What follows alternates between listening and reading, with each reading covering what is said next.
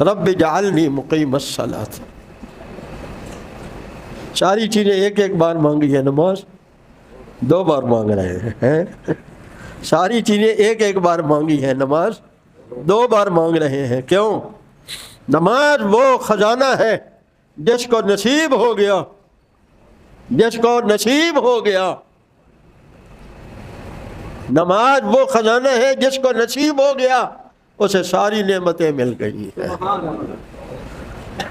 حضرت مولانا احمد علی لاہوری رحمہ اللہ تعالیٰ سے کسی نے پوچھا، حضرت یہ صابن کا چھوٹا سا کام کرتے ہیں، لباس بھی ہمیشہ اچھا ہوتا ہے، مہمان بھی آتے ہیں، کھانا بھی کھلاتے ہیں، کہاں سے آتا ہے؟ یہ ساڑھے نال پرانی گلیں چلیاں آ رہی ہیں مولوی۔ کیا سوال تھا؟ چھوٹا سا تو صابن کا کاروبار کرتے ہیں، لباس ہمیشہ بڑا اچھا پہنتے ہیں، مہمان بھی آتے ہیں، کھانا بھی ان کو کھلاتے ہیں، تو کہاں سے آتا ہے؟ تو سوال کرنے والا تنہائی میں پوچھتا تو پھر اور بات تھی، اس نے مجمع میں پوچھ لیا۔ بھئی آپ کو بھی حق ہے، جو پوچھنا چاہے پوچھ سکے۔ پیچھے پیچھے تو لوگ پوچھتے ہیں، میں حق دیتا ہوں کو کھڑا ہو کے پوچھنا چاہے تو انشاءاللہ ہم آ جائیں۔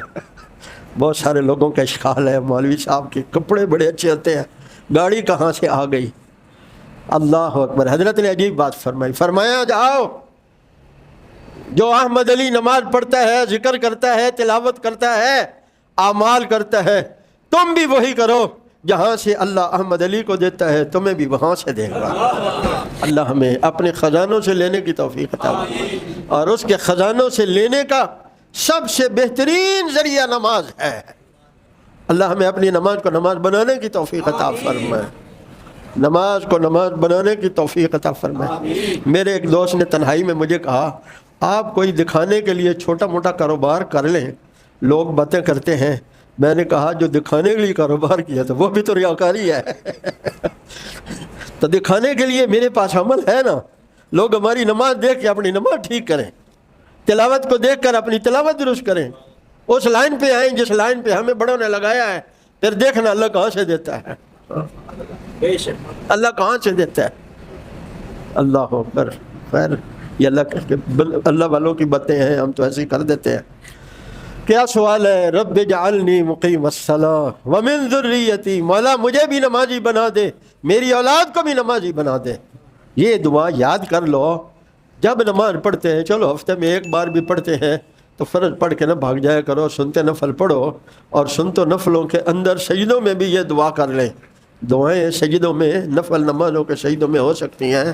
رب اجعلنی مقیم الصلاۃ ومن ذریتی، جب بندہ رب کے سامنے اس کے قدموں پہ ہاتھ رکھ کر، قدموں کے درمیان پیشانی ناک رکھ کر کہے گا، ربا مجھے بھی نمازی بنا دے، میری اولاد کو بھی نمازی بنا دے، نمازی بنائے گا کہ نہیں بنائے گا؟ ہم تو وہ کچھ مانگتے ہیں جو عارضی ہے، فانی ہے، اس سے اس کی ذات کو مانگو، اس سے اس کا تعلق مانگو، اس سے اس کا توکل مانگو، اس سے اس کی رضا مانگو، اور اگر اس سے تعلق مل گیا تو پھر سارا جہان مل گیا۔ رب اجعلنی مقیم الصلاۃ ومن ذریتی، آمین کہتا ہوں۔ اللہ مجھے بھی نمازی بنا دے اور میری اولاد کو بھی نمازی بنا دے۔ ربنا، یہاں پھر خاص طور پہ کہا ربنا وتقبل دعا، ہمارے پروردگار دعا کو قبول فرما لے۔ دعائیں تو پیچھے کی 6 دعائیں، اس دعا پر پھر کیا کہا؟ ربنا وتقبل دعا، اس دعا کو قبول بھی فرما لے۔ اور پھر قبولیت میں رکاوٹ کیا ہوتی ہے؟ ناراضگی ہوتی ہے۔ ناراضگی کس وجہ سے ہوتی ہے؟ گناہوں کی وجہ سے ہوتی ہے۔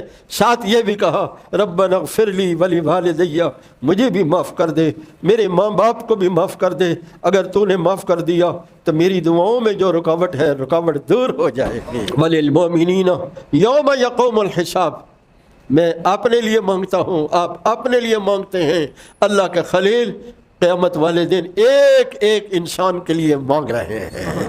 وللمؤمنین یوم یقوم الحساب، حساب والے دن سارے ایمان والوں کو معاف فرما دے، مجھے بھی معاف کر دے، میرے ماں باپ کو بھی معاف کر دے، قیامت والے دن سارے ایمان والوں کو معاف کر دے۔